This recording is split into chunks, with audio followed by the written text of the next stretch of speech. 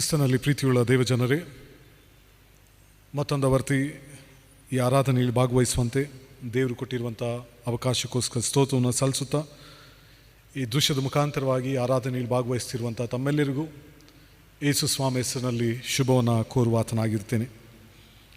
ನಮ್ಮ ಈ ಪವಿತ್ರ ಆರಾಧನೆಯನ್ನು ನಾವು ಪ್ರಾರಂಭ ಮಾಡುವಾಗಿ ಕ್ಷಣ ಹೊತ್ತು ಮೌನವಾಗಿರುವ ನಮ್ಮ ಕಣ್ಣುಗಳನ್ನು ಮುಚ್ಚಿಕೊಳ್ಳುತ್ತಾ ಪ್ರಾರ್ಥನೆ ಮಾಡಿಕೊಳ್ಳೋಣ.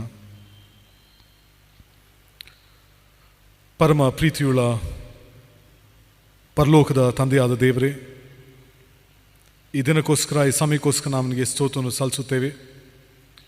ಮತ್ತೊಂದು ವರ್ತಿ ಈ ಮಾಧ್ಯಮದ ಮುಖಾಂತರವಾಗಿ ಆರಾಧನೆಯಲ್ಲಿ ಆತ್ಮಿಕ ರೀತಿಯಲ್ಲಿ ನಾವು ಸೇರಿ ಬರಲಿಕ್ಕಾಗುವಂತೆ ಕೊಟ್ಟಂಥ ಸಮಯ ಅವಕಾಶಗಳಿಗೋಸ್ಕರ ನಿನಗೆ ನಾವು ಕೃತಜ್ಞತೆಯನ್ನು ನೀಡುವಂಥರಾಗಿರ್ತೇವೆ. ಈ ಸಮಯದಲ್ಲಿ ನಿನ್ನ ಪ್ರಸನ್ನತೆ ನಮ್ಮೊಟ್ಟಿಗಿರಲಿ.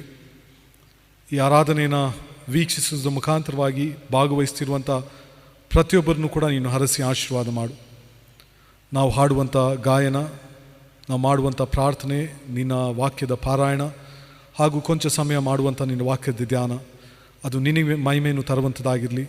ಹಾಗೂ ನಮ್ಮ ತುಟಿಗಳಿಗೆ, ನಮ್ಮ ಮನಸ್ಸುಗಳಿಗೆ, ನಮ್ಮ ದೇಹಕ್ಕೆ ಆರೋಗ್ಯವನ್ನು, ನಿರೀಕ್ಷೆಯನ್ನು ಹಾಗೂ ಸಮಾಧಾನವನ್ನು ತರುವಂಥದ್ದಾಗಿರಲಿ. ಮುದ್ರಾಕ್ಷಕನಾದಂಥ ಯೇಸುವಿನಲ್ಲಿ ಪ್ರಾರ್ಥನೆ ಬೇಡಿ ಬಂದಿದ್ದೇವೆ, ಆಮೆನ್.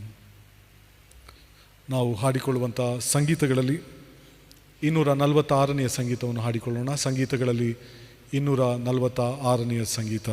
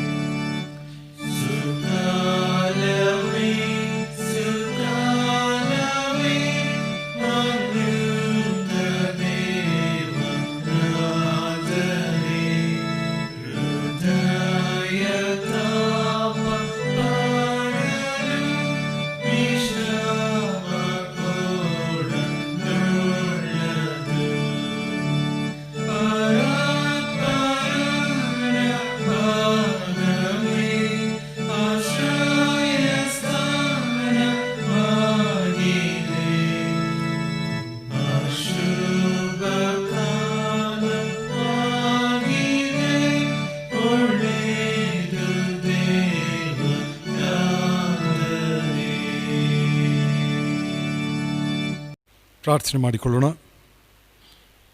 ಭೂಪರಲೋಕದ ಒಡೆಯನಾದಂಥ ಪರಮ ತಂದೆಯೇ, ಮತ್ತೊಂದು ದಿನಕ್ಕೋಸ್ಕರ ಮತ್ತೊಮ್ಮೆ ನಾವು ನಿನಗೆ ಸ್ತೋತ್ರವನ್ನು ಸಲ್ಲಿಸುತ್ತಾ, ಕಳೆದೆಲ್ಲ ದಿನಗಳಲ್ಲಿ ನೀನು ತೋರುತ್ತಾ ಬಂದಿರುವಂಥ ನಿನ್ನ ಪಾರಂಪರಿಕೆಗೋಸ್ಕರ ನಾವು ನಿನಗೆ ಕೃತಜ್ಞತೆಯನ್ನು ಸಲ್ಲಿಸುವಂಥರಾಗಿರ್ತೇವೆ. ಪ್ರಸ್ತುತ ವರ್ತಮಾನದಲ್ಲಿ ಅನೇಕ ರೀತಿಯಾದಂಥ ನೋವುಗಳು, ಅನೇಕ ರೀತಿಯಾದಂಥ ದುಃಖದ ಸಂಗತಿಗಳು ನಮ್ಮನ್ನು ಆವರಿಸಿಕೊಂಡಿದ್ದರೂ ಇದೆಲ್ಲವನ್ನು ಎದುರಿಸಿಕೊಂಡು ಮುಂದೆ ಸಾಗಲಿಕ್ಕಾಗುವಂತೆ ಕಾಲದ ಕ್ರಮೇಣದಲ್ಲಿ ನಮಗೆ ಬೇಕಾದಂಥ ಆರೋಗ್ಯ ಬಲಗಳನ್ನು, ಆತ್ಮಿಕವಾದಂಥ ಸ್ಥಿರತೆಯನ್ನು, ಧೈರ್ಯವನ್ನು ನೀನು ಅನುಗ್ರಹ ಮಾಡುತ್ತಾ ಬಂದಿದ್ದಿ. ನಾವು ನಿನಗೆ ಕೋಟಿ ಕೋಟಿ ಸ್ತೋತ್ರವನ್ನು ಸಲ್ಲಿಸುತ್ತೇವೆ. ಅದೇ ಸಂದರ್ಭದಲ್ಲಿ ಕರ್ತನೆ, ಈ ಆರಾಧನೆಯಲ್ಲಿ ಭಾಗವಹಿಸುತ್ತಾ ಪ್ರಸ್ತುತ ಸ್ಥಿತಿಗತಿಗಳ ಮಧ್ಯದಲ್ಲಿ ಸ್ವಾರ್ಥತೆಯಿಂದ ನಾವು ಯಾವುದಾದ್ರೂ ಜೀವನಗಳನ್ನು ಮಾಡುತ್ತಾ ನಮ್ಮದೇ ಆದಂಥ ಪಾಪದಲ್ಲಿ ಬಿದ್ದು ಹೋಗಿದ್ದರೆ, ಈ ಸಮಯದಲ್ಲಿ ಕೂಡ ನಮ್ಮ ಪಾಪಗಳ ಅರಿಕೆಯನ್ನು ನೀನು ಕೇಳಿಸಿಕೊಳ್ಳುತ್ತಾ ನಮ್ಮನ್ನು ಮನ್ನಿಸೆಂದು ನಾವು ಬೇಡುವಂಥರಾಗಿರ್ತೇವೆ. ಈ ಸಮಯದಲ್ಲಿ ವಿಶೇಷವಾಗಿ ಸ್ವಾಮಿಯೇ, ಮತ್ತೊಮ್ಮೆ ನಿನ್ನ ಉಪಕಾರಗಳನ್ನ ಸ್ಮರಿಸುತ್ತೇವೆ. ಕೊರತೆಯ ಸಮಯದಲ್ಲಿ ಕೂಡ ನಿನಗೆ ಕೃತಜ್ಞತೆಯನ್ನು ನೀಡುತ್ತೇವೆ. ಯಾತಕ್ಕೆಂದರೆ ಎಲ್ಲ ಸ್ಥಿತಿಗತಿಗಳಲ್ಲಿಯೂ ನೀನು ವಾಗ್ದಾನ ಮಾಡಿರುವ ಹಾಗೆ ಲೋಕದ ಕಡೆಯ ದಿನದವರೆಗೂ ನಿಮ್ಮೊಟ್ಟಿಗೆ ಇದ್ದೇನೆ ಎಂಬುದಾಗಿ ಹೇಳಿದ ರೀತಿಯಲ್ಲಿ ನೀನು ನಮ್ಮೊಟ್ಟಿಗೆ ಇರುವಾತನಾಗಿದ್ದಿ. ನಿನ್ನೆ ಇದ್ದಂಥ ನನ್ನ ಸ್ವಾಮಿಯು ಇಂದು ನಾಳೆಯೂ ಅದೇ ರೀತಿಯಾಗಿ ಇರುವಂಥ ನಮ್ಮ ದೇವರು ನೀನಾಗಿದ್ದಿ. ಆದ ಕಾರಣ ನಿನಗೆ ಸ್ತೋತ್ರವನ್ನು ಸಲ್ಲಿಸುತ್ತಾ ಈ ದಿವ್ಯವಾದಂಥ ಸಮಯದಲ್ಲಿ ನಮ್ಮನ್ನು ನಾವೇ ತಗ್ಗಿಸಿಕೊಳ್ಳುತ್ತೇವೆ. ನಾವು ಮೌನವಾಗಿದ್ದು ನಮ್ಮ ತಪ್ಪು ಅಪರಾಧಗಳನ್ನ ಪರಿಶೀಲನೆ ಮಾಡಿಕೊಳ್ಳುವಂಥ ಸಮಯದಲ್ಲಿ ನಿನ್ನ ಪವಿತ್ರಾತ್ಮನ ಮುಖಾಂತರ ನಿನ್ನ ಸುಪ್ರೇರಣೆಯನ್ನು ತಗ್ಗಿದ ಮನೋಭಾವನೆಯನ್ನು ನೀನು ಅನುಗ್ರಹ ಮಾಡು. ಘನಮಾನ ಮಹಿಮೆ ನಿನಗೆ ಉಂಟಾಗಲಿ. ಮುದ್ದು ರಕ್ಷಕನಾದಂಥ ಯೇಸುವಿನ ಹೆಸರಲ್ಲಿ ಬೇಡಿ ಬಂದಿದ್ದೇವೆ, ಆಮೆನ್. ನಾವು ಕ್ಷಣ ಹೊತ್ತು ಮೌನವಾಗಿರುವ ಕಳೆದೆಲ್ಲ ದಿನಗಳಲ್ಲಿ ದೇವರಿಗೂ ಹಾಗೂ ನೆರೆಹೊರೆಯವರಿಗೆ ವಿರುದ್ಧವಾಗಿ ಮಾಡಿರುವಂಥ ತಪ್ಪು ಅಪರಾಧಗಳನ್ನು ನೆನಪಿಗೆ ತಂದುಕೊಳ್ಳುವ 105ನೇ ಸಂಗೀತದ ಮೊದಲನೆಯ ಚರಣವನ್ನು ಪ್ರಾರ್ಥನಾಪೂರ್ವಕವಾಗಿ ಹಾಡಿಕೊಳ್ಳುವಂಥ ಸಮಯದಲ್ಲಿ ನಮ್ಮ ಕಣ್ಣುಗಳನ್ನು ಮುಚ್ಚಿಕೊಳ್ಳುತ್ತಾ ಮನಪೂರ್ವಕವಾಗಿ ಹಾಡಿನ ಮುಖಾಂತರವಾಗಿ ನಮ್ಮನ್ನು ನಾವೇ ತಗ್ಗಿಸಿಕೊಳ್ಳೋಣ.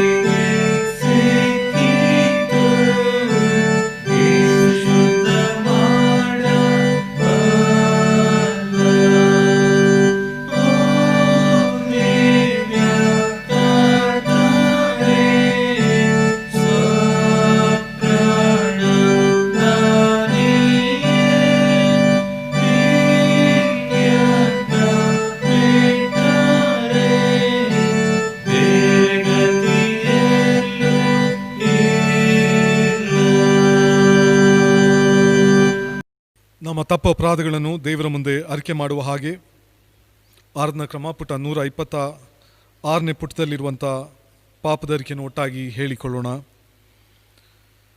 ಪ್ರೀತಿ ಸ್ವರೂಪನಾದ ದೇವರೇ, ನಮ್ಮನ್ನು ಕರುಣಿಸು.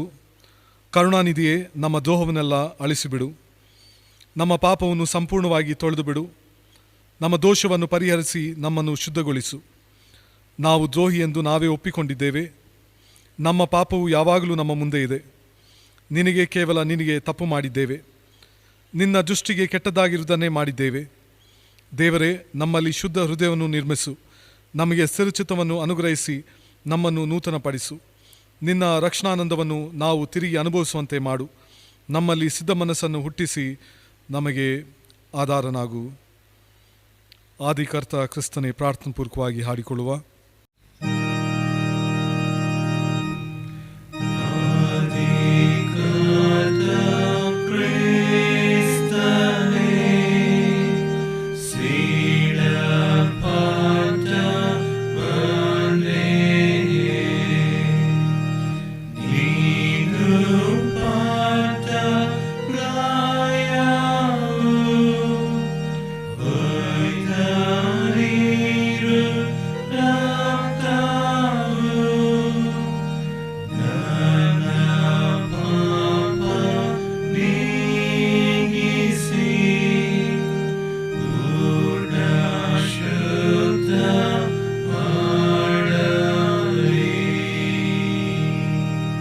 ವಿಶ್ವಾಸದಿಂದ ದೇವರ ಪಾಪಕ್ಷಮೆಯ ಆಶೀರ್ವಾದವನ್ನು ಹೊಂದಿಕೊಳ್ಳೋಣ. ಕೃಪಾಳು ಪ್ರಭುವೇ, ನಿನ್ನ ವಿಶ್ವಾಸಿಗಳಿಗೆ ಪಾಪಕ್ಷಮೆಯನ್ನು ಶಾಂತಿಯನ್ನು ಅನುಗ್ರಹಿಸಿ ಅವರು ತಮ್ಮ ಎಲ್ಲ ಪಾಪಗಳಿಂದ ಶುದ್ಧೀಕರಣವನ್ನು ಹೊಂದಿ ಶಾಂತಿ ಚಿತ್ತರಾಗಿ ನಿನ್ನನ್ನು ಸೇವಿಸುವಂತೆ ದಯಪಾಲಿಸಬೇಕೆಂದು ನಮ್ಮ ಕರ್ತನಾದ ಯೇಸು ಕ್ರಿಸ್ತನ ಮುಖಾಂತರ ನಿನ್ನನ್ನು ಬೇಡಿಕೊಳ್ಳುತ್ತೇವೆ, ಆಮೆನ್. ಈ ಪವಿತ್ರ ಆರಾಧನೆ ನೇಮಕವಾದಂತೆ ದೇವರ ವಾಕ್ಯವನ್ನು ನಾವೀಗ ಹಳೆ ಒಡಂಬಡಿಕೆ ಹಾಗೂ ಪತ್ರಿಕಾ ಭಾಗದಿಂದ ಓದಿ ಕೇಳಿಸಿಕೊಳ್ಳುವ. ಈ ಭಾನುವಾರದ ಆರಾಧನೆಗಾಗಿ ಆರಿಸಿಕೊಂಡಿರುವಂತಹ ವೇದ ಭಾಗವು ಧರ್ಮೋಪದೇಶ ಕಾಂಡ 6ನೇ ಅಧ್ಯಾಯ 1-17 ವಚನಗಳು. ಡ್ಯೂಟರ್ನಮಿ ಚಾಪ್ಟರ್ 6 ವರ್ಸಸ್ ಫ್ರಮ್ 1-17. ಯೆಹೋವನೊಬ್ಬನೇ ದೇವರೆಂಬ ಧರ್ಮೋಪದೇಶದ ಮೂಲ ಸೂತ್ರ ವಿಷಯ. ನೀವು ಹೊಳೆ ದಾಟಿ ಸ್ವತಂತ್ರಿಸಿಕೊಳ್ಳುವ ದೇಶದಲ್ಲಿ ಅನುಸರಿಸುವುದಕ್ಕಾಗಿ ನಿಮಗೆ ಬೋಧಿಸಬೇಕೆಂದು ನಿಮ್ಮ ದೇವರಾದ ಯೆಹೋವನು ನನಗೆ ಆಜ್ಞಾಪಿಸಿದ ಧರ್ಮೋಪದೇಶವು ವಿಧಿ ನಿರ್ಣಯಗಳೂ ಇವೆ. ನೀವು ನಿಮ್ಮ ಪುತ್ರ ಪೌತ್ರಾದಿ ಸಂತತಿಯವರೋ ಜೀವಮಾನದಲ್ಲೆಲ್ಲ ನಿಮ್ಮ ದೇವರಾದ ಯೆಹೋವನಲ್ಲಿ ಭಯಭಕ್ತಿಯುಳ್ಳವರಾಗಿದ್ದುಕೊಂಡು ನಾನು ಈಗ ಬೋಧಿಸುವ ಆತನ ವಿಧಿ ನಿರ್ಣಯಗಳನ್ನೆಲ್ಲ ಅನುಸರಿಸಬೇಕೆಂದು ನೀವು ಬಹುಕಾಲ ಬಾಳಬೇಕೆಂದು ಇವುಗಳನ್ನು ಆಜ್ಞಾಪಿಸಿದ್ದಾನೆ. ಆದದರಿಂದ ಇಸ್ರಾಯೇಲ್ಯರೇ, ನಿಮ್ಮ ಪಿತೃಗಳ ದೇವರಾದ ಯೆಹೋವನು ವಾಗ್ದಾನ ಮಾಡಿದ ಪ್ರಕಾರ ಹಾಲು ಜೇನು ಹರಿಯುವ ಆ ದೇಶದಲ್ಲಿ ನಿಮಗೆ ಶುಭವುಂಟಾಗುವುದಕ್ಕೂ ನೀವು ಬಹಳವಾಗಿ ಹೆಚ್ಚುವುದಕ್ಕೂ ಈ ಆಜ್ಞೆಗಳನ್ನು ಲಕ್ಷ್ಯವಿಟ್ಟು ಕೇಳಿ ಅನುಸರಿಸಲೇಬೇಕು. ಇಸ್ರಾಯೇಲ್ಯರೇ, ಕೇಳಿರಿ, ನಮ್ಮ ದೇವರಾದ ಯೆಹೋವನು ಒಬ್ಬನೇ ದೇವರು. ನೀವು ನಿಮ್ಮ ದೇವರಾದ ಯೆಹೋವನನ್ನು ಪೂರ್ಣ ಹೃದಯದಿಂದಲೂ ಪೂರ್ಣ ಪ್ರಾಣದಿಂದಲೂ ಪೂರ್ಣ ಶಕ್ತಿಯಿಂದಲೂ ಪ್ರೀತಿಸಬೇಕು. ನಾನು ಈಗ ನಿಮಗೆ ತಿಳಿಸುವ ಮಾತುಗಳು ನಿಮ್ಮ ಹೃದಯದಲ್ಲಿರಬೇಕು. ಇವುಗಳನ್ನು ನಿಮ್ಮ ಮಕ್ಕಳಿಗೆ ಅಭ್ಯಾಸ ಮಾಡಿಸಿ, ಮನೆಯಲ್ಲಿ ಕೂತಿರುವಾಗಲೂ ದಾರಿ ನಡೆಯುವಾಗಲೂ ಮಲಗುವಾಗಲೂ ಏಳುವಾಗಲೂ ಇವುಗಳ ವಿಷಯದಲ್ಲಿ ಮಾತಾಡಬೇಕು. ಇವುಗಳನ್ನು ಜ್ಞಾಪಕಾರ್ಥವಾಗಿ ಕೈಗಟ್ಟಿಕೊಳ್ಳಬೇಕು. ಇವು ಹಣೆಗೆ ಕಟ್ಟಿಕೊಳ್ಳುವ ಜ್ಞಾಪಕದ ಪಟ್ಟಿಯಂತೆ ಇರಬೇಕು.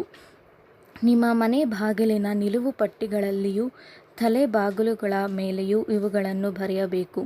ನಿಮ್ಮ ದೇವರಾದ ಯೆಹೋವನು ನಿಮ್ಮ ಪಿತೃಗಳಾದ ಅಬ್ರಹಾಮ್, ಈಸಾಕ್, ಯಾಕೋಬರಿಗೆ ಪ್ರಮಾಣ ಮಾಡಿಕೊಟ್ಟ ದೇಶದಲ್ಲಿ ನಿಮ್ಮನ್ನು ಸೇರಿಸಿದಾಗ ನೀವು ಕಟ್ಟದ ಒಳ್ಳೆಯ ದೊಡ್ಡ ಪಟ್ಟಣಗಳನ್ನು, ನೀವು ಕೂಡಿಸದ ಉತ್ತಮ ವಸ್ತುಗಳಿಂದ ತುಂಬಿದ ಮನೆಗಳನ್ನು, ನೀವು ಅಗಿಯದ ನೀರುಗುಂಡಿಗಳನ್ನು, ನೀವು ಬೆಳೆಸದ ದ್ರಾಕ್ಷಾತೋಟಗಳನ್ನು, ಎಣ್ಣೆ ಮರಗಳನ್ನು ಅನುಭವಿಸುತ್ತಾ ತೃಪ್ತರಾಗಿರುವಾಗ ಐಗುಪ್ತ ದೇಶದಲ್ಲಿ ದಾಸರಾಗಿದ್ದ ನಿಮ್ಮನ್ನು ಬಿಡುಗಡೆ ಮಾಡಿದ ಯೆಹೋವನನ್ನು ಮರೆಯಬಾರದು. ನೋಡಿರಿ, ನಿಮ್ಮ ದೇವರಾದ ಯೆಹೋವನಲ್ಲಿಯೇ ಭಯಭಕ್ತಿಯುಳ್ಳವರಾಗಿರಬೇಕು. ಆತನನ್ನೇ ಸೇವಿಸಬೇಕು. ಆತನ ಹೆಸರು ಹೇಳಿ ಪ್ರಮಾಣ ಮಾಡಬೇಕು. ಸುತ್ತಲಿರುವ ಜನಾಂಗಗಳು ಸೇವಿಸುವ ದೇವರುಗಳನ್ನು ನೀವು ಆರಾಧಿಸಬಾರದು. ನಿಮ್ಮ ಮಧ್ಯದಲ್ಲಿರುವ ನಿಮ್ಮ ದೇವರಾದ ಯೆಹೋವನು ತನಗೆ ಸಲ್ಲಬೇಕಾದ ಗೌರವವನ್ನು ಇನ್ನೊಬ್ಬನಿಗೆ ಸಲ್ಲಗೊಡಿಸದ ದೇವರು. ಆತನು ನಿಮ್ಮ ಮೇಲೆ ಕೋಪಗೊಂಡರೆ ನಿಮ್ಮನ್ನು ಭೂಮಿಯ ಮೇಲೆ ಉಳಿಯದಂತೆ ನಾಶ ಮಾಡಾನು. ನೀವು ಮಸ್ಸದಲ್ಲಿ ನಿಮ್ಮ ದೇವರಾದ ಯೆಹೋವನನ್ನು ಪರೀಕ್ಷಿಸಿದಂತೆ ಇನ್ನು ಮುಂದೆ ಮಾಡಬೇಡಿರಿ. ನಿಮ್ಮ ದೇವರಾದ ಯೆಹೋವನು ನಿಮಗೆ ನೇಮಿಸಿದ ಆಜ್ಞಾವಿಧಿ ನಿರ್ಣಯಗಳನ್ನು ಅನುಸರಿಸಲೇಬೇಕು ಎಂಬುದೇ. ಈ ದಿನಕ್ಕೆ ನೇಮಕವಾದಂಥ ಪತ್ರಿಕಾ ಭಾಗವು ಪೌಲನು ಎಫೆಸದವರಿಗೆ ಬರೆದ ಪತ್ರಿಕೆ, ಅಧ್ಯಾಯ 4, ವಚನಗಳು 7-16. ಆದರೆ ಕ್ರಿಸ್ತನು ನಮ್ಮಲ್ಲಿ ಒಬ್ಬೊಬ್ಬನಿಗೆ ಅನುಗ್ರಹಿಸಿದ ಪ್ರಕಾರವೇ ಅವನವನಿಗೆ ಕೃಪಾವರವು ದೊರಕಿದೆ. ಆದದರಿಂದ ಆತನು ಉನ್ನತ ಸ್ಥಾನಕ್ಕೆ ಏರಿದಾಗ ತಾನು ಜಯಿಸಿದ್ದ ಬಹುಜನರನ್ನು ಸೆರೆಹಿಡಿಕೊಂಡು ಹೋಗಿ ಮನುಷ್ಯರಿಗೆ ದಾನಗಳನ್ನು ಮಾಡಿದನು ಎಂಬುದಾಗಿ ಪ್ರವಾದಿಯು ಹೇಳುತ್ತಾನೆ. ಏರಿ ಹೋದನೆಂದು ಹೇಳಿದ್ದರಲ್ಲಿ ಭೂಮಿಯ ಅಧೋಭಾಗಕ್ಕೆ ಇಳಿದಿದ್ದನೆಂತಲೂ ಹೇಳಿದ ಹಾಗಾಯಿತಲ್ಲ. ಇಳಿದು ಬಂದವನು ಮೇಲಣ ಎಲ್ಲ ಲೋಕಗಳಿಗಿಂತ ಉನ್ನತವಾಗಿ ಏರಿ ಹೋದವನೇ. ಆದದರಿಂದ ಸಮಸ್ತ ಲೋಕಗಳನ್ನು ತುಂಬಿದವನಾದನು. ಆತನು ಕೆಲವರನ್ನು ಅಪೊಸ್ತಲರನ್ನಾಗಿಯೂ, ಕೆಲವರನ್ನು ಪ್ರವಾದಿಗಳನ್ನಾಗಿಯೂ, ಕೆಲವರನ್ನು ಸುವಾರ್ತಿಕರನ್ನಾಗಿಯೂ, ಕೆಲವರನ್ನು ಸಭಾಪಾಲಕರನ್ನಾಗಿಯೂ, ಉಪದೇಶಿಗಳನ್ನಾಗಿಯೂ ಅನುಗ್ರಹಿಸಿದನು. ನಾವೆಲ್ಲರೂ ನಂಬಿಕೆಯಿಂದಲೂ ದೇವರ ಕುಮಾರನ ವಿಷಯವಾದ ಜ್ಞಾನದಿಂದಲೂ ಉಂಟಾಗುವ ಐಕ್ಯವನ್ನು ಹೊಂದಿ ಪ್ರವೀಣತೆಗೆ ಬಂದವರಾಗಿ ಕ್ರಿಸ್ತನ ಪರಿಪೂರ್ಣತೆಯೆಂಬ ಪ್ರಮಾಣವನ್ನು ಮುಟ್ಟುವ ತನಕ ದೇವಜನರು ಯೋಗ್ಯ ಸ್ಥಿತಿಗೆ ತರುವ ಕೆಲಸಕ್ಕೋಸ್ಕರವೂ ಸಭೆಯ ಸೇವೆಗೋಸ್ಕರವೂ ಕ್ರಿಸ್ತನ ದೇಹವು ಅಭಿವೃದ್ಧಿಯಾಗುವುದಕ್ಕೋಸ್ಕರವೂ ಆತನು ಇವರನ್ನು ಅನುಗ್ರಹಿಸಿದನು. ನಾವು ಇನ್ನು ಮೇಲೆ ಕೂಸುಗಳಾಗಿರಬಾರದು, ದುರ್ಜನರ ವಂಚನೆಗೂ ದುರ್ಬೋಧಕರ ಕುಯುಕ್ತಿಗೂ ಒಳಬಿದ್ದು ನಾನಾ ಉಪದೇಶಗಳಿಂದ ಕಂಗೆಟ್ಟು ಗಾಳಿಯಿಂದ ಅತ್ತಿತ್ತ ನೂಕಿಸಿಕೊಂಡು ಹೋಗುವವರ ಹಾಗಿರಬಾರದು. ಪ್ರೀತಿಯಿಂದ ಸತ್ಯವನ್ನನುಸರಿಸುತ್ತಾ ಬೆಳೆದು ಎಲ್ಲ ವಿಷಯಗಳಲ್ಲಿಯೂ ಕ್ರಿಸ್ತನ ಐಕ್ಯವನ್ನು ಹೊಂದುತ್ತಾ ಬರಬೇಕು. ಆತನೇ ಶಿರಸ್ಸು, ದೇಹವೆಲ್ಲ ಆತನ ದೊರೆತನದಲ್ಲಿದ್ದು ತನ್ನಲ್ಲಿರುವ ಎಲ್ಲ ನರಗಳಿಂದ ಬಿಗಿಯಾಗಿ ಜೋಡಿಸಲ್ಪಟ್ಟು ಪ್ರತಿ ಅಂಗದಿಂದ ಅದರದರ ಶಕ್ತಿ ಪ್ರಕಾರ ಸಹಾಯ ಹೊಂದಿ ಪ್ರೀತಿಯಿಂದ ಐಕ್ಯವಾಗಿದ್ದು ಕ್ಷೇಮಾಭಿವೃದ್ಧಿಯನ್ನು ಹೊಂದುತ್ತದೆ ಎಂಬುವುದೇ. ನಾವು ಹಾಡಿಕೊಳ್ಳುವಂಥ ಸಂಕೀರ್ತನೆಗಳಲ್ಲಿ 15ನೇ ಸಂಕೀರ್ತನೆಯನ್ನು ಹಾಡಿಕೊಳ್ಳೋಣ. ಒಂದು ಚರಣ ಮಾತ್ರ ನಾವು ಹಾಡಿಕೊಳ್ಳೋಣ. ಜೇನಿನ ರುಚಿಗಿಂತ ಯೇಸು ನಾಮವು ದಿವ್ಯ ಮಧುರವಾದದ್ದೇ.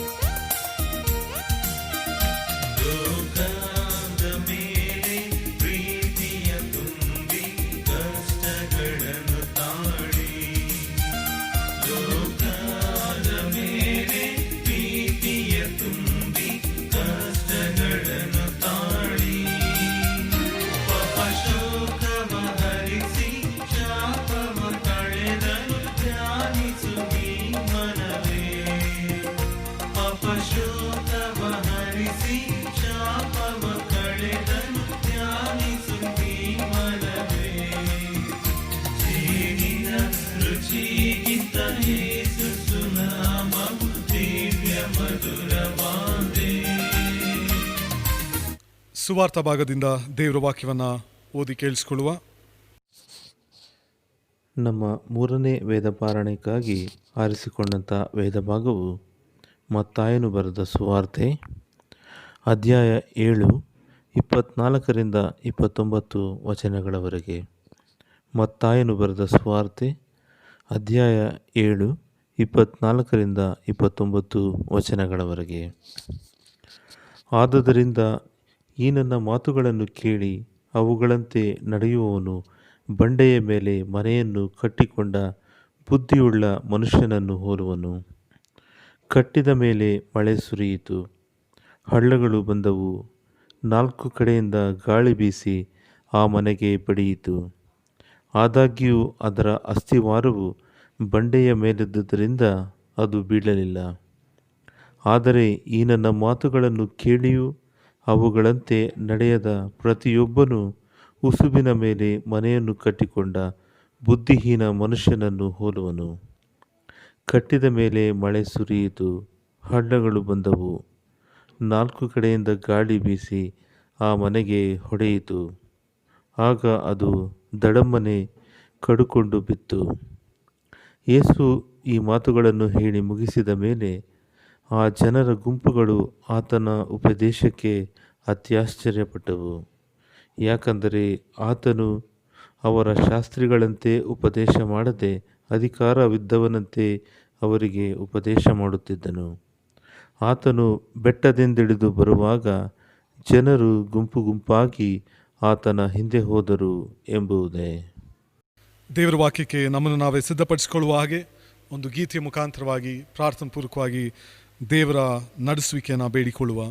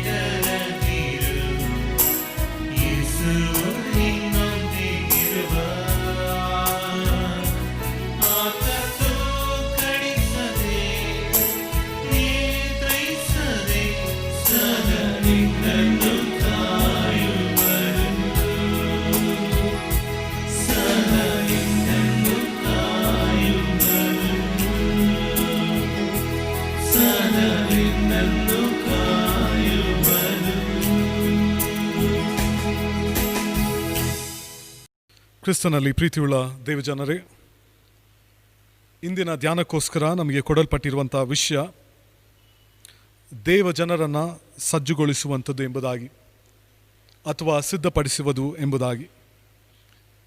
ಈ ಭಾನುವಾರವನ್ನು ದೈವಶಾಸ್ತ್ರದ ಭಾನುವಾರವಾಗಿ ಆಚರಣೆಯನ್ನು ಮಾಡುತ್ತಾ ದೈವಶಾಸ್ತ್ರದ ವಿದ್ಯೆಯ ಕಡೆಗೆ ತಮ್ಮ ಜೀವನವನ್ನು ಅರ್ಪಿಸಿಕೊಡುತ್ತಾ ದೇವರ ವಾಕ್ಯವನ್ನು ಹೆಚ್ಚಾಗಿ ಓದುತ್ತಾ ಅದರ ವಿಷಯದಲ್ಲಿ ತಿಳಿದುಕೊಳ್ಳುವಂಥ ಉದ್ದೇಶದಿಂದ ಎಲ್ಲ ದೈವಶಾಸ್ತ್ರದ ಕಾಲೇಜುಗಳಲ್ಲಿ ಸೇವೆಯನ್ನು ಸಲ್ಲಿಸ್ತಿರುವಂಥ ಸೇವಕರನ್ನು ಸ್ಮರಣೆಗೆ ತಂದುಕೊಳ್ಳುವಂಥರಾಗಿರ್ತೇವೆ.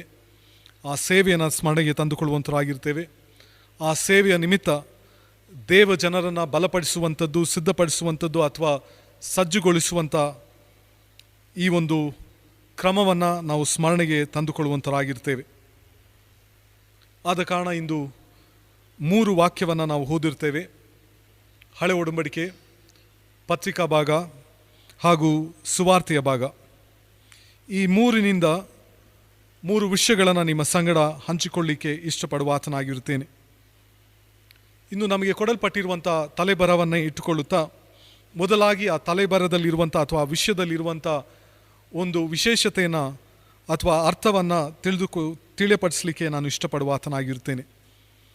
ಇಂಗ್ಲೀಷಲ್ಲಿ ಹೀಗೆ ಇರ್ತದೆ: ಎಕ್ವಿಪಿಂಗ್ ದ ಪೀಪಲ್ ಆಫ್ ಗಾಡ್. ದೇವ ಜನರನ್ನು ಸಜ್ಜುಗೊಳಿಸುವಂಥದ್ದು ಅಥವಾ ಸಿದ್ಧಪಡಿಸುವಂಥದ್ದು. ಇಂದು ಯಾವುದೇ ಒಂದು ಸಂಘ ಸಂಸ್ಥೆಗಳನ್ನು ನೋಡುವಂಥದ್ದಾದರೆ ಅಥವಾ ಯಾವುದೇ ಒಂದು ಸರ್ಕಾರ ಹುದ್ದೆಯಲ್ಲಿರುವಂಥ ಒಂದು ಸಂಸ್ಥೆಗಳನ್ನು ನಾವು ನೋಡುವಂಥದ್ದಾದರೆ ಆ ಕೆಲಸಕ್ಕೆ ತಕ್ಕಂತೆ ಜನರನ್ನು ಸಿದ್ಧಪಡಿಸುವಂಥರಾಗಿರುತ್ತಾರೆ. ಒಬ್ಬ ವೈದ್ಯಕೀಯವನ್ನು ನಾವು ನೋಡುವಂಥದ್ದಾದರೆ ವಿಜ್ಞಾನವನ್ನು ಓದುತ್ತಾ ವೈದ್ಯಕೀಯದಲ್ಲಿರುವಂಥ ಎಲ್ಲ ವಿಷಯಗಳನ್ನು ಅರ್ಥ ಮಾಡಿಕೊಳ್ಳುತ್ತಾ ಸಮಯವನ್ನು ಕೊಡುತ್ತಾ ಓದುತ್ತಾ ತಮ್ಮ ಜೀವನಗಳನ್ನು ಅರ್ಪಿಸುತ್ತಾ ಆ ವೈದ್ಯಕೀಯ ವರ್ಗಕ್ಕೆ ತಮ್ಮನ್ನು ತಾವೇ ಸಿದ್ಧಪಡಿಸಿಕೊಳ್ಳುತ್ತಾರೆ. ಅಥವಾ ಇನ್ಯಾವುದೇ ರಕ್ಷಣಾ ಸಿಬ್ಬಂದಿಯನ್ನು ನಾವು ನೋಡುವಂಥದ್ದಾದರೆ ಈ ರಕ್ಷಣಾ ಸಿಬ್ಬಂದಿಗಳು ಕೂಡ ಅವರು ತರಬೇತಿಗಳನ್ನು ತೆಗೆದುಕೊಳ್ತಾರೆ. ಯಾತಕ್ಕೆಂದರೆ ಆ ರಕ್ಷಣಾ ಸೇನೆಗೆ ಯಾವ ರೀತಿಯಾಗಿ ತಮ್ಮನ್ನು ತಾವೇ ಸಿದ್ಧಪಡಿಸಿಕೊಳ್ಬೋದು ಎಂಬುದಾಗಿ. ಇಂದು ಈ ರೀತಿಯಾದಂಥ ಸಜ್ಜುಗೊಳಿಸುವಂಥದ್ದು ದೇವರ ವಾಕ್ಯದ ಮುಖಾಂತರ ದೇವ ಜನರನ್ನು ಸಜ್ಜುಗೊಳಿಸುವಂಥದ್ದೇ ನಮ್ಮ ಒಂದು ವಿಷಯವಾಗಿರುತ್ತದೆ. ಹಾಗಾದರೆ ಯಾವ ರೀತಿಯಾದಂಥ ಸಿದ್ಧತೆಯನ್ನು ದೇವ ಜನರಲ್ಲಿ ಈ ದೈವಶಾಸ್ತ್ರದ ಮುಖಾಂತರವಾಗಿ ನಾವು ತಂದುಕೊಡುವಂಥರಾಗಿರ್ತೇವೆ. ಈಗಾಗಲೇ ನನ್ನೊಟ್ಟಿಗೆ ಸೇರುತ್ತಾ ತಾವೆಲ್ಲರೂ ನಾವು ಚರ್ಚ್ ಓಪನ್ ಆಗಿದ್ದಂಥ ಸಮಯದಲ್ಲಿ ಕೆಲವೊಬ್ಬರು ಸತತವಾಗಿ ಬೈಬಲ್ ಸ್ಟಡಿಗೆ ಬರುತ್ತಾ ಹೆಚ್ಚಿನ ಒಂದು ಸಂಭಾಷಣೆಯನ್ನು ಮಾಡುತ್ತಾ ಮಾಹಿತಿಯನ್ನು ಪಡೆಯುತ್ತಾ ದೇವರ ವಾಕ್ಯದಲ್ಲಿ ಆಳವಾಗಿ ತಮ್ಮ ಒಂದು ಪರಿಚಯವನ್ನು ಅಥವಾ ತಮ್ಮ ಒಂದು ಚಲನೆಯನ್ನು ಮಾಡಿರುತ್ತೀರ. ಇನ್ನು ಕೆಲವೊಬ್ಬರು ಈಗ ಸತತವಾಗಿ ನಾವು ಆಲಯವನ್ನು ತೆರೀಲಿಕ್ಕೆ ಸಾಧ್ಯವಾಗದೇ ಇರುವಂಥ ಸಂದರ್ಭದಲ್ಲಿ ಪ್ರತಿದಿನ ದೇವರ ವಾಕ್ಯವನ್ನು ಓದುತ್ತಾ ಪ್ರಾರ್ಥನೆಯನ್ನು ಮಾಡುವಂಥ ಈ ಒಂದು ಗುಂಪಿನಲ್ಲಿ ಸೇರಿಕೊಳ್ಳುತ್ತಾ ತಾವು ತಮ್ಮದೇ ಆದಂಥ ಈ ಒಂದು ಸೇವೆಯಲ್ಲಿ ಭಾಗವಹಿಸುತ್ತಾ ಬಂದಿದ್ದೀರಾ. ಇದೆಲ್ಲವೂ ಕೂಡ ಒಂದು ರೀತಿಯಾಗಿ ದೇವ ಜನರನ್ನು ದೇವರ ವಾಕ್ಯದಲ್ಲಿ ಸಿದ್ಧಪಡಿಸುವುದು ಎಂಬುದಾಗಿ ಹೇಳಿದರೆ ತಪ್ಪಾಗಲಾರದು. ಆದರೆ ಇನ್ನೂ ನಾವು ಹೆಚ್ಚಾಗಿ ದೇವರ ವಾಕ್ಯದಲ್ಲಿ ಸಿದ್ಧಪಡಿಸಿಕೊಳ್ಬೇಕಾಗಿರುತ್ತದೆ. ಯಾತಕ್ಕೆಂದರೆ ಯಾರೇ ಒಂದು ಹುದ್ದೆಯಲ್ಲಿರುವಂಥವರು ಅಥವಾ ಒಂದು ಸಂಘ ಸಂಸ್ಥೆಯಲ್ಲಿರುವಂಥದ್ದು ಬರೀ ಓದಿನ ಮುಖಾಂತರ ಆ ಒಂದು ಕಾಲದಲ್ಲಿ ಮಾತ್ರ ಸಿದ್ಧಪಡಿಸಿಕೊಳ್ಳುತ್ತಾ ಇನ್ನು ವಿದ್ಯೆಯ ನಂತರ ನಾವೇನು ಕೂಡ ಓದುವುದಿಲ್ಲ ಎಂಬುದಾಗಿ ತಮ್ಮ ಕೆಲಸ ಮಾಡುವಂಥದ್ದಲ್ಲ. ತಮ್ಮ ಕೆಲಸದಲ್ಲಿಯೂ ಕೂಡ ಓದುತ್ತಾ ಹೊಸ ಹೊಸ ಅನುಭವಗಳನ್ನ ಪಡೆಯುತ್ತಾ ಬರುವಂಥ ಸವಾಲುಗಳನ್ನು ಎದುರಿಸುತ್ತಾ ತಮ್ಮನ್ನು ತಾವೇ ಸಿದ್ಧಪಡಿಸಿಕೊಳ್ಳುವುದನ್ನು ನಾವು ಲೋಕದಲ್ಲಿ ನಾವು ನೋಡ್ತೇವೆ. ಆ ನಿಟ್ಟಿನಲ್ಲಿಯೇ ಇಂದು ಆಲಯವು ಕೂಡ ಸಭೆಯ ಜನರು ಕೂಡ ಈ ರೀತಿಯಾಗಿ ಸಿದ್ಧತೆಯನ್ನು ಹೊಂದಿಕೊಳ್ಳುವಂಥದ್ದು ಬಹಳ ಸೂಕ್ತವಾಗಿರುತ್ತದೆ. ಕಾರಣ ಇಂದಿನವರೆಗೂ ನಮಗೆ ಆಲಯವೇ ಮುಖ್ಯವಾಗಿತ್ತು. ಆಲಯದಿಂದಲೇ ನಮ್ಮ ಜೀವನ ಎಂಬುದಾಗಿ ನಾವು ಅಂದುಕೊಂಡಿದ್ದೆವು. ಅಂದರೆ ಖಂಡಿತ ಆಲಯ ಬಹಳ ಪ್ರಾಮುಖ್ಯವಾದದ್ದು. ಆದರೆ ಆಲಯದಲ್ಲಿ ಇರುವಂಥ ಅಸ್ಥಿವಾರವಾಗಿರುವಂಥ ಕ್ರಿಸ್ತನ ಮೌಲ್ಯಗಳು ಎಷ್ಟು ಪ್ರಾಮುಖ್ಯವಾಗಿತ್ತು, ಎಷ್ಟು ನಮಗೆ ಬೇಕಾಗಿತ್ತು ಎಂಬುದು ಒಂದು ದೊಡ್ಡ ಪ್ರಶ್ನೆ ಆಗಿರುತ್ತದೆ. ಯಾತಕ್ಕೆಂದರೆ ಎಲ್ಲರೂ ಕೂಡ ಚರ್ಚ್ ಓಪನ್ ಆಗಿಲ್ಲ ಅಂತ ಹೇಳ್ತಾ ಇದ್ದಾರೆ. We have become more church oriented. ಆದರೆ ಪ್ರಸ್ತುತ ದಿನದಲ್ಲಿ ಸರ್ಕಾರದ ಆದೇಶದ ಮೇರೆಗೆ ಸೋಂಕನ್ನು ತಡೆಗಟ್ಟಲಿಕ್ಕೋಸ್ಕರ, ಈ ಕೊರೋನಾ ಸೋಂಕನ್ನು ಎದುರಿಸಲಿಕ್ಕೋಸ್ಕರ ಅನೇಕ ಒಂದು ನಿರ್ಧಾರಗಳನ್ನ ತೆಗೆದುಕೊಳ್ಳುವಂಥ ಸಮಯದಲ್ಲಿ ಸ್ವಲ್ಪ ಮುಂದು ಕ್ರಮವನ್ನು ತೆಗೆದುಕೊಳ್ಳುವಂಥದ್ದು ಬಹಳ ಪ್ರಾಮುಖ್ಯವಾಗಿರ್ತದೆ. ಈ ಒಂದು ಸಮಯದಲ್ಲಿ ಜನರು ಆಲಯಕ್ಕೆ ಅಥವಾ are they more church oriented are are they more Christ oriented, ಈ ಒಂದು ಪ್ರಶ್ನೆ ನಮ್ಮ ಮಧ್ಯದಲ್ಲಿ ಬರುವಂಥದ್ದಾಗಿರುತ್ತದೆ. ಯಾತಕ್ಕೆಂದರೆ ಆಲಯದಲ್ಲಿರುವಂಥ ಕ್ರಿಸ್ತನು ಯಾವುದು ಬಹಳ ಪ್ರಾಮುಖ್ಯವಾಗಿರ್ತದೆ. ಖಂಡಿತವಾಗಿ ನಾವು ಆರಾಧನೆಗೆ ಬರುವಂಥ ಸಮಯದಲ್ಲಿ ಸಮುದಾಯವಾಗಿ ಕ್ರಿಸ್ತನನ್ನು ಆರಾಧಿಸುತ್ತಾ ಅನುಭವದಲ್ಲಿ ಮುಂದೆ ಸಾಗುವ ಒಂದು ಸಮಯವೇ ಅದು ಬೇರೆಯದಾಗಿರುತ್ತದೆ. ಆದ ಕಾಲದ ಕ್ರಮೇಣದಲ್ಲಿ ಬರುವಂಥ ಅಡಚಣೆಗಳ ಮಧ್ಯದಲ್ಲಿ ಹೇಗೆ ಇದೆಲ್ಲ ದಾಟಿ ಮುಂದೆ ಹೋಗುವಂಥದ್ದು, ಹೇಗೆ ದೇವ ಜನರನ್ನು ನಾವು ಸಜ್ಜುಗೊಳಿಸುವಂಥದ್ದೇ ಇಂದಿನ ಒಂದು ಮುಖ್ಯ ಪ್ರಸ್ತಾಪವಾಗಿರುತ್ತದೆ. ಹಳೆ ಒಡಂಬಡಿಕೆಯಲ್ಲಿ ನಾವು ಓದಿರುವ ಹಾಗೆ ಧರ್ಮೋಪದೇಶ ಕಾಂಡ 6ನೇ ಅಧ್ಯಾಯ ಮೊದಲ 17 ವಚನಗಳು.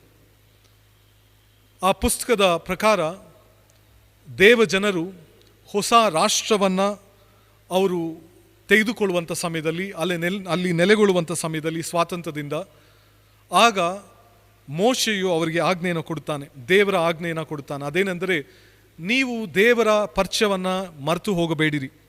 ದೇವರು ಅಡವಿಯಲ್ಲಿ ಮಾಡಿದಂಥ ಅದ್ಭುತ ಕಾರ್ಯ, ಐಗುಪ್ತ ದೇಶದಲ್ಲಿದ್ದಂಥ ದಾಸತ್ವದ ಸಂದರ್ಭದಲ್ಲಿ ಆತನು ನಿಮಗೆ ನೀಡಿದಂಥ ಬಿಡುಗಡೆಯ ಆ ಒಂದು ಪರಾಕ್ರಮವನ್ನು ಮರೆಯಬೇಡಿರಿ. ಇದನ್ನು ಶತಮಾನಗಳಿಗೆ, ಜನಾಂಗಗಳಿಗೆ ನೀವು ತಿಳಿಸಬೇಕು. ನಿಮ್ಮ ಮಕ್ಕಳೊಟ್ಟಿಗೆ ಸದಾ ಮಾತನಾಡಬೇಕು. ಅವರು ಏಳುವಾಗಲೂ, ನಡೆಯುವಾಗಲೂ, ಓಡಾಡುವಾಗಲೂ ಇದನ್ನು ನೀವು ಹೇಳಿಕೊಡಬೇಕು. ನಿಮ್ಮ ಬಾಗಿಲ ಪಟ್ಟಿಯಲ್ಲಿ ಇದನ್ನು ಬರೆಯಬೇಕೆಂಬುದಾಗಿ ಆತನು ಆ ಪುಸ್ತಕದಲ್ಲಿ ಬರೆಯುವುದನ್ನು ನಾವು ನೋಡ್ತೇವೆ. ಇಂದು ನಮ್ಮನ್ನು ನಾವೇ ದೇವರ ಮಕ್ಕಳಾಗಿ ಸಿದ್ಧಪಡಿಸಿಕೊಳ್ಳುವಂಥದ್ದಾದರೆ, ಪ್ರೀತಿಯುಳ್ಳ ದೇವ ಜನರೇ, ಪ್ರಥಮವಾಗಿ ದೇವರ ಪರಿಚಯವನ್ನು ಮಾಡಿಕೊಳ್ಳಬೇಕು. ಇದು ಯಾವ ರೀತಿಯಾದಂಥ ಪರಿಚಯವೆಂಬುದಾಗಿ ನಿಮ್ಮೊಟ್ಟಿಗೆ ವಿವರಣೆ ಮಾಡಲಿಕ್ಕೆ ನಾನು ಇಷ್ಟಪಡುವ ಆತನಾಗಿರ್ತೇನೆ. ಯಾವ ರೀತಿಯಾದಂಥ ಪರಿಚಯ? ನಾವೆಲ್ಲರೂ ಹೇಳ್ತೇವೆ ನಮಗೆ ದೇವ್ರ ಪರಿಚಯ ಇದ್ದಾನೆ, ಯಾತಕ್ಕೆಂದರೆ ನಾನು ಪ್ರಾರ್ಥನೆ ಮಾಡ್ತೀನಿ, ಡೈಲಿ ಪ್ರೇಯರ್ ಮಾಡ್ತೀನಿ, ಹಾಗೂ ದೇವರಿಗೆ ಬೇಕಾದಂಥ ಎಲ್ಲ ರೀತಿಯಾದಂಥ ಕಾರ್ಯಗಳನ್ನು ಮಾಡುವಂಥರಾಗಿರ್ತೀನಿ, ಧಾರ್ಮಿಕ ಕಾರ್ಯಗಳನ್ನ ಮಾಡುವಾತನಾಗಿರ್ತೇನೆ ಎಂಬುದಾಗಿ. ಆದರೆ ಇಲ್ಲಿ ಸ್ವಲ್ಪ ಸೂಕ್ಷ್ಮವಾಗಿ ಮೋಶೆಯ ಮುಖಾಂತರವಾಗಿ ದೇವರು ಕೊಟ್ಟಂಥ ಆಜ್ಞೆಯನ್ನು ನಾವು ಗಮನಿಸಬೇಕಾಗಿರ್ತದೆ. ಅದೇನೆಂದರೆ, ಫರೋಹ ರಾಜನು ಕೂಡ ತನ್ನದೇ ಆದಂಥ ದೇವರೊಟ್ಟಿಗೆ ಪರಿಚಯ ಮಾಡಿಕೊಂಡಿದ್ದನು. ಆ ರೀತಿಯಾದಂಥ ಪರಿಚಯವನ್ನು ದೇವರು ಇಸ್ರಾಯೇಲ್ ಜೊತೆಗೆ ಬಯಸದೆ ಹೊಸ ರೀತಿಯಾದಂಥ ನಿಬಂಧನೆಯನ್ನು ಆತನು ಕೊಡುವಾತನಾಗಿರುತ್ತಾನೆ. ಆ ವ್ಯತ್ಯಾಸ ಏನೆಂದು ನಾವು ನೋಡುವಂಥದ್ದಾದರೆ, ಐಗುಪ್ತ ದೇಶದಲ್ಲಿ ಫರೋಹ ರಾಜನು ತನ್ನ ಆಡಂಬರದಲ್ಲಿ, ತನ್ನ ಅಧಿಕಾರದಲ್ಲಿ, ತನ್ನ ಐಶ್ವರ್ಯದಲ್ಲಿ, ತನ್ನ ಆ ಒಂದು ಸ್ಥಾನಮಾನಗಳಲ್ಲಿ ದೇವರನ್ನು ಆರಾಧಿಸುವಂಥದ್ದು. ದೇವರು ನನ್ನೊಟ್ಟಿಗೆ ಇದ್ದಾನೆ, ದೇವರ ಮುಖಪರಿಚಯ ನಾನೇ ಆಗಿದ್ದೇನೆ, ಯಾತಕ್ಕೆಂದರೆ ನಾನು ಬೇರೆ ಜನರ ರೀತಿಯಲ್ಲಿ ದಾಸನಾಗಿಲ್ಲ, ನಾನು ಸ್ವಾತಂತ್ರ್ಯ, ನಾನು ಆಳುವಂಥ ವ್ಯಕ್ತಿ, ನಾನು ರಾಜಾದಿರಾಜನಾಗಿದ್ದೇನೆ ಎಂಬುದಾಗಿ. ಇದಕ್ಕೆ ಪ್ರತ್ಯುತ್ತರವಾಗಿ ಈ ಸಂದೇಶವನ್ನು ಧರ್ಮೋಪದೇಶ ಕಾಂಡದಲ್ಲಿ ನೋಡುವಂಥದ್ದಾದರೆ, ದೇವರು ನಮ್ಮ ಸುಖದಲ್ಲಿ, ನಮ್ಮ ಸಂತೋಷದಲ್ಲಿ ಆತನು ಮಾಡಿದಂಥ ಉಪಕಾರಗಳನ್ನು ಪರಿಚಯ ಮಾಡಿಕೊಂಡಿರಬೇಕು ಎಂಬುದಾಗಿ ಅಪೇಕ್ಷೆ ಮಾಡುವ ಆತನಲ್ಲ. ನಮ್ಮ ಗಾಢಂಧಕಾರದ ಅನುಭವದಲ್ಲಿ, ನಮ್ಮ ದುಃಖದ ಅನುಭವದಲ್ಲಿ, ನಮ್ಮ ದಾಸತ್ವದ ಅನುಭವದಲ್ಲಿ, ಯಾರು ನಮ್ಮನ್ನು ಸ್ವೀಕಾರ ಮಾಡದೇ ಇರುವಂಥ ಅನುಭವದಲ್ಲಿ ಸ್ಪಂದನೆ ಮಾಡಿದಂಥ ಆ ದೇವರ ಪರಿಚಯವನ್ನು ಸದಾ ಮಾಡಿಕೊಂಡಿರಬೇಕೆಂದು ಆತನು ಆಜ್ಞೆಯನ್ನು ನೀಡುವ ಆತನಾಗಿರ್ತಾನೆ. ಇದೇ ಒಂದು ದೇವರ ವಿಷಯದಲ್ಲಿ ಬೈಬಲಲ್ಲಿ ನಾವು ನೋಡುವಂಥ ತಿರುವು. ದೇವರು ಆತನು ಮಾಡಿದಂಥ ಉಪಕಾರಗಳನ್ನು ಆತನು ಹೆಚ್ಚಾಗಿ ನೋಡದೆ, ಆತನು ತೋರಿಸಿಕೊಳ್ಳದೆ, ಬದಲಾಗಿ ನೀವು ದಾಸತ್ವದಲ್ಲಿದ್ದಾಗ ನಾನು ನಿಮ್ಮನ್ನು ಸ್ಪಂದಿಸುವುದನ್ನು ಮರೆಯಬೇಡಿರಿ, remember where you came from ಎಂಬುದಾಗಿ. ಈ ನೆನಪಿನಲ್ಲಿ ಇಟ್ಕೊಳ್ಳುವಂಥದ್ದು ಬಹಳ ಪ್ರಾಮುಖ್ಯವಾಗಿರ್ತದೆ. ಪ್ರಿಯ ದೇವಜನರೇ, ದೇವರ ಪರಿಚಯವನ್ನು ನೆನಪಿನಲ್ಲಿ ಇಟ್ಕೊಳ್ಳುವಂಥದ್ದು ಪ್ರತ್ಯೇಕವಾಗಿ ನಮ್ಮ ದುಃಖದ ಸಂದರ್ಭದಲ್ಲಿ, ನಮ್ಮ ನೋವಿನ ಸಂದರ್ಭದಲ್ಲಿ ಬಹಳ ಪ್ರಾಮುಖ್ಯವಾದದ್ದು. ಯಾತಕ್ಕೆಂದರೆ ಆ ಪರಿಚಯ ಬಹಳ ಅಂತರ ಉಳ್ಳಂಥ ಒಂದು ಅಥವಾ ಆಳವಾದಂಥ ಒಂದು ಪರಿಚಯ. ಯಾರನ್ನಾದರೂ ಈ ನೋವಿನಲ್ಲಿರುವಂಥ ಜನರು ದೇವರೊಟ್ಟಿಗೆ ಮಾತನಾಡುವುದನ್ನು ನೀವು ನೋಡುವಂಥದ್ದಾದರೆ ಅವರು ದೇವರನ್ನು ಎಷ್ಟೊಂದು ಆಪ್ತರಾಗಿ ನೋಡುತ್ತಾರೆ ಎಂಬುದಾಗಿ ಈಗಾಗಲೇ ನಿಮಗೆ ತಿಳಿದಿರಬಹುದು. ಯೋಬನ ಪುಸ್ತಕದಲ್ಲಿ ನಾವು ನೋಡ್ತೇವೆ, ತನ್ನ ನೋವಿನಲ್ಲಿ, ತನ್ನ ಕುಷ್ಠದ ರೋಗದಲ್ಲಿ ದೇವರೊಟ್ಟಿಗೆ ಮಾಡುವಂಥ ಸಂಭಾಷಣೆ ಅದು ತಾತ್ಕಾಲಿಕವಾದಂಥ ಸಂಭಾಷಣೆಯಲ್ಲ, ಜೀವನದ ಆಧಾರದ ಒಂದು ಸಂಭಾಷಣೆ ಆಗಿತ್ತು, ಜೀವನದ ಉದ್ದೇಶದ ಒಂದು ಸಂಭಾಷಣೆ ಆಗಿತ್ತು. ತಾತ್ಕಾಲಿಕವಾಗಿ ಲಾಭವನ್ನು ಪಡೆದುಕೊಳ್ಳುವಂಥ ಒಂದು ಸಂಭಾಷಣೆ ಅಲ್ಲ. ಈಗ ಫರೋಹ ರಾಜ ಅಥವಾ ಯಾವುದೇ ಒಂದು ಪುಸ್ತಕದಲ್ಲಿ ನಾವು ನೋಡುವಂಥದ್ದಾದರೆ ರಾಜರು ಮಾಡಿದಂಥ ಒಂದು ಸಂಭಾಷಣೆ ಏನೆಂದರೆ ಅವರ ಉದ್ದೇಶವನ್ನು ಪರಿಪೂರ್ಣಗೊಳಿಸಬೇಕೆಂಬುದಾಗಿಯೇ ಅವರು ಸಂಭಾಷಣೆಯನ್ನು ದೇವರೊಟ್ಟಿಗೆ ಮಾಡುತ್ತಾರೆ. ಆದರೆ ಬಡ ಜನರು, ದಾಸತ್ವದಲ್ಲಿದ್ದಂಥ ಜನರು, ಅವರು ದೇವರೊಟ್ಟಿಗೆ ಸಂಭಾಷಣೆಯನ್ನು ಮಾಡುವಾಗ ದೇವರೇ ನನ್ನ ಚಿತ್ತವಲ್ಲ ನಿನ್ನ ಚಿತ್ತವು ನೆರವೇರಲಿ ಎಂಬುದಾಗಿ. ಈ ಒಂದು ಪರಿಚಯ ಬಹಳ ಪ್ರಾಮುಖ್ಯವಾಗಿರ್ತದೆ ಪ್ರಿಯ ದೇವಜನರೇ. ಒಂದಲ್ಲ ಒಂದು ಸಮಯ ನಮ್ಮ ಜೀವನದಲ್ಲಿ ಈ ರೀತಿಯಾದಂಥ ಪರಿಚಯವನ್ನು ಖಂಡಿತವಾಗಿ ನಾವು ಹೊಂದಿಕೊಂಡಿರ್ತೇವೆ. ಆದರೆ ಆ ಪರಿಚಯದಲ್ಲಿ ಇಂದು ಕೂಡ ನಾವು ಮುಂದೆ ಸಾಗುತ್ತಿದ್ದೇವೆ ಎಂಬುದೇ ಒಂದು ದೊಡ್ಡ ಪ್ರಶ್ನೆ ಆಗಿರುತ್ತದೆ. ಆ ಪ್ರಶ್ನೆಗೆ ಮತ್ತೊಮ್ಮೆ ಪ್ರತ್ಯುತ್ತರವನ್ನು ಮಾಡಿಕೊಳ್ಳಬೇಕೆಂಬುದಾಗಿ ಈ ದೈವಶಾಸ್ತ್ರದ ಭಾನುವಾರದಂದು ಜನರನ್ನು ಸಜ್ಜುಗೊಳಿಸುವಂಥ ಸಂದರ್ಭದಲ್ಲಿ ನಾವು ವಾಕ್ಯದಲ್ಲಿ ನೋಡುವಂಥವರಾಗಿರ್ತೇವೆ. ಇಂದು ಆ ಪರಿಚಯದಲ್ಲಿ ನೀವು ನೆಲೆಗೊಂಡಿದ್ದೀರಾ. Only then you can equip yourself. ಆಗ ಮಾತ್ರವೇ ನಾವು ಮುಂದೆ ಹೆಜ್ಜೆಯನ್ನು ಇಟ್ಟುಕೊಳ್ಳುತ್ತಾ ನಾವು ಮತ್ತೆ ನಮ್ಮನ್ನು ನಾವೇ ಸಜ್ಜುಗೊಳಿಸಲಿಕ್ಕೆ ಸಾಧ್ಯತೆ ಇದೆ. ಇಲ್ಲದೇ ಇದ್ದರೆ ನಮ್ಮ ಜೀವನ ಒಂದು ನಿಂತುಕೊಂಡು ಹೋಗಿರುವಂಥ ನೀರಿನ ರೀತಿಯಲ್ಲಿ ಇರುತ್ತದೆ. ನಮಗೆ ಎಲ್ಲವೂ ಗೊತ್ತಿದೆ, ನಮಗೆ ಬೈಬಲ್ ಎಲ್ಲವೂ ತಿಳಿದಿದೆ, ನಮಗೆ ದೇವರು ಎಲ್ಲ ಪರಿಚಯವಾಗಿದ್ದಾನೆ ಎಂಬುವಂಥ ಮನೋಭಾವನೆಯಲ್ಲಿ, ಮೂರ್ಖತೆಯಲ್ಲಿ ನಾವು ನೆಲೆಗೊಳ್ಳುತ್ತೇವೆ. ಆದರೆ ಮೋಶೆಯು ಆ ರೀತಿಯಾಗಿ ತನ್ನ ಪ್ರಯಾಣದಲ್ಲಿ ಎಂದಿಗೂ ಕೂಡ ನೆಲೆಗೊಳ್ಳಲಿಲ್ಲ. ಒಂದೊಂದು ಬಾರಿಯೂ ಕೂಡ ಆತನು ಸಮಸ್ಯೆಯನ್ನು ಎದುರಿಸಿದಂಥ ಸಮಯದಲ್ಲಿ ಆತನು ಪ್ರತಿಯೊಂದೊಂದು ಸಮಯದಲ್ಲಿ ಕೂಡ ದೇವರೊಟ್ಟಿಗೆ ಸಂಭಾಷಣೆಯನ್ನು ಮಾಡುತ್ತಾನೆ. ಯಾವ ದೇವರೊಟ್ಟಿಗೆ? ಅಡವಿಯಲ್ಲಿ ಕಾಣಿಸಿಕೊಂಡಂಥ ದೇವರೊಟ್ಟಿಗೆ. ನೀನು ನನ್ನನ್ನು ಕರೆದಲ್ಲ ಎಂಬುದಾಗಿ ಹೇಳುತ್ತಾ ಆತನೊಟ್ಟಿಗೆ ಸಂಭಾಷಣೆ ಮಾಡುವುದನ್ನು ನಾವು ನೋಡ್ತೇವೆ. ಇಂದು ಆ ರೀತಿಯಾದಂಥ ನಿಜ ಸಂಗತಿಯ ಸಂಭಾಷಣೆ ನಮ್ಮದಾಗಿರಬೇಕು ಪ್ರಿಯ ದೇವಜನರೇ. ಇಂದು ಸಭೆಯ ಜನರಾಗಿ ಆಲಯವು ನಿಂತು ಹೋಗಿರುವಂಥ ಸಂದರ್ಭದಲ್ಲಿ ಕಾರಣಾಂತರಗಳಿಂದ ಜನರ ಏಳಿಗೆಗೋಸ್ಕರ, ಸುಬದ್ಧತೆಗೋಸ್ಕರ, ಆರೋಗ್ಯಕ್ಕೋಸ್ಕರ, ದೇವಚಿತ್ತಕ್ಕೋಸ್ಕರ ಈ ಕಾರ್ಯಗಳನ್ನು ಮಾಡುವಂಥ ಸಂದರ್ಭದಲ್ಲಿ ನಮ್ಮ ಸಂಭಾಷಣೆ ಇನ್ನೂ ಆಳವಾಗಿ ಹೋಗಬೇಕಾಗಿರುತ್ತದೆ. ಯಾತಕ್ಕೆ ಆಲಯ ತೆರೆದಿಲ್ಲ ಎಂಬುದಾಗಿ ಅಲ್ಲ, ಆಲಯ ಮುಚ್ಚಿದಂಥ ಸಮಯದಲ್ಲಿ ಹೇಗೆ ದೇವರೊಟ್ಟಿಗೆ ನಾನು ಸಂಭಾಷಣೆಯನ್ನು ಮಾಡ್ತಾ ಇದ್ದೇನೆ, ಹೇಗೆ ದೇವರೊಟ್ಟಿಗೆ ನಾನು ಪರಿಚಯವನ್ನು ಮಾಡಿಕೊಳ್ಳುತ್ತಾ ಇದ್ದೇನೆ, ಈ ಸಂಭಾಷಣೆಯಲ್ಲಿ, ಈ ಪರಿಚಯದಲ್ಲಿ ಯಾವ ದೇವರು ಎಂಬುದಾಗಿ ನಾವು ಪ್ರಶ್ನೆಯನ್ನು ಹಾಕಿಕೊಂಡು ಮುಂದೆ ಹೋಗುವಂಥದ್ದು ಬಹಳ ಪ್ರಾಮುಖ್ಯವಾಗಿರುತ್ತದೆ.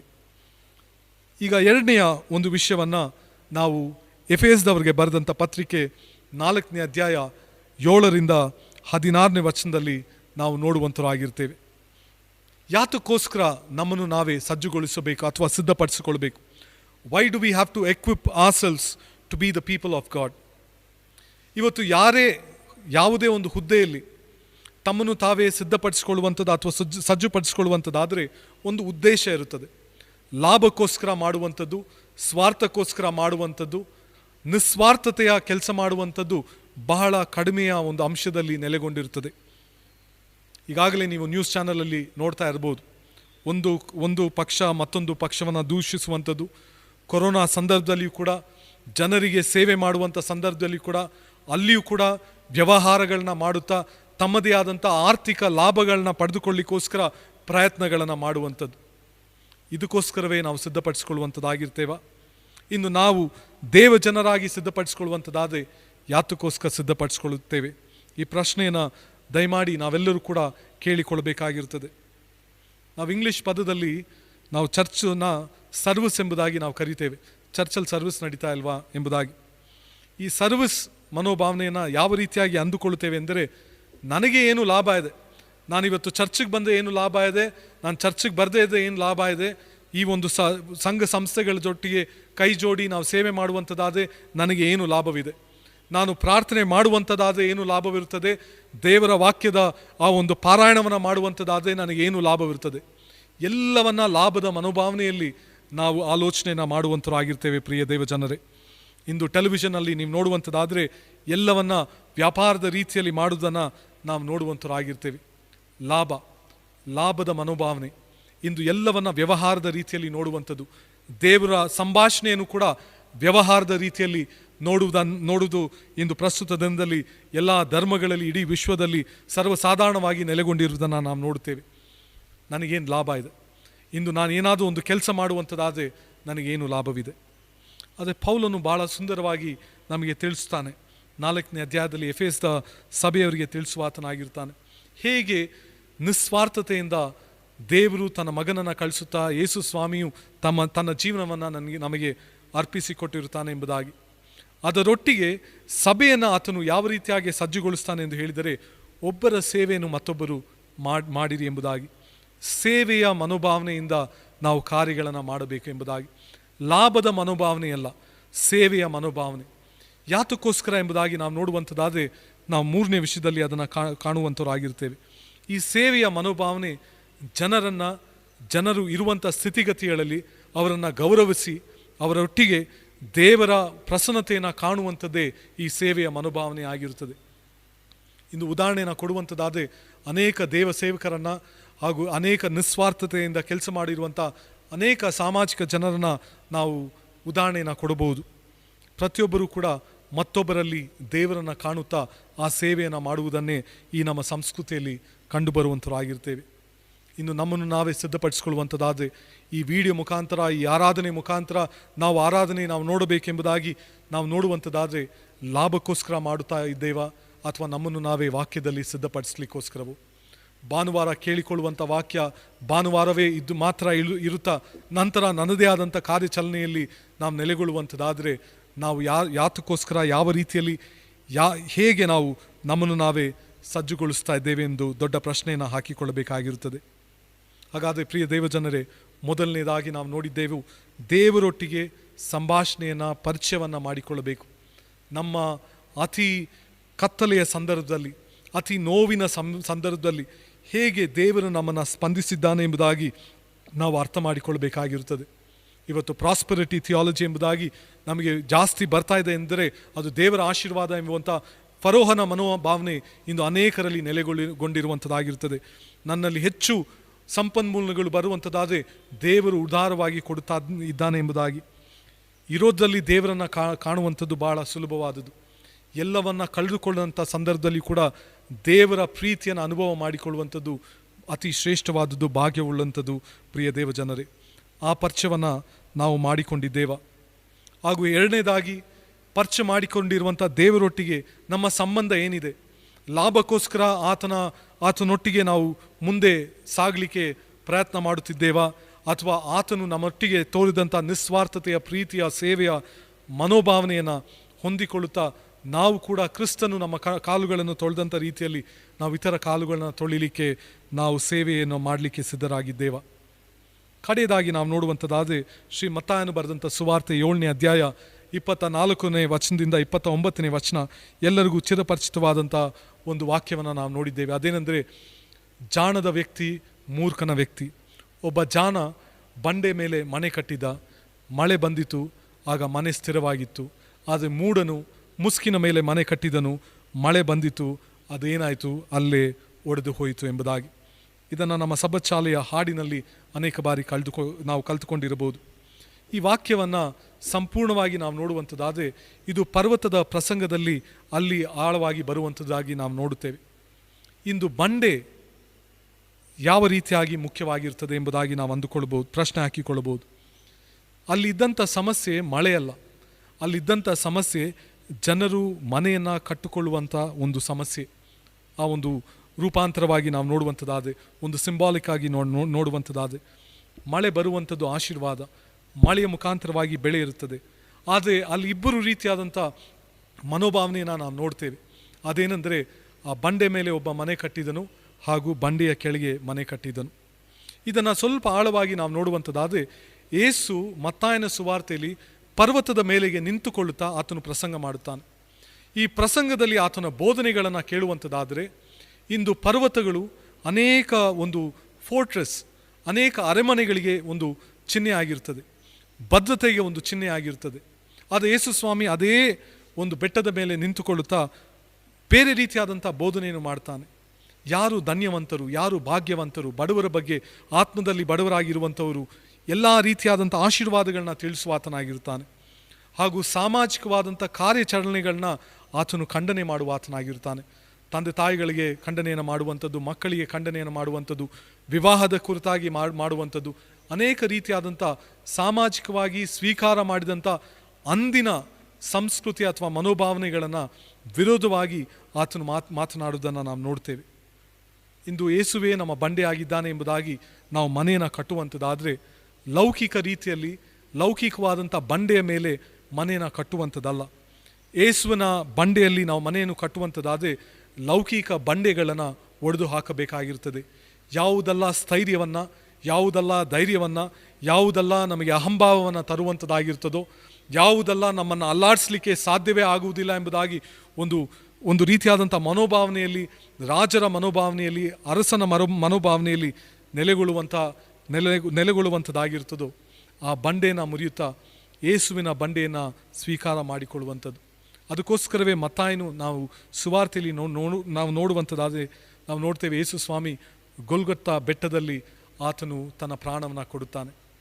ಒಂದು ಅರಸನ ಬಂಡೆಯಲ್ಲಿ ಅರಸನೊಟ್ಟಿಗೆ ಅರಸನ ದಾಸತ್ವದಲ್ಲಿ ಆತನ ತತ್ವಗಳನ್ನು ನಾವು ಪಾಲಿಸಿಕೊಂಡು ನಡೆಯಬೇಕು.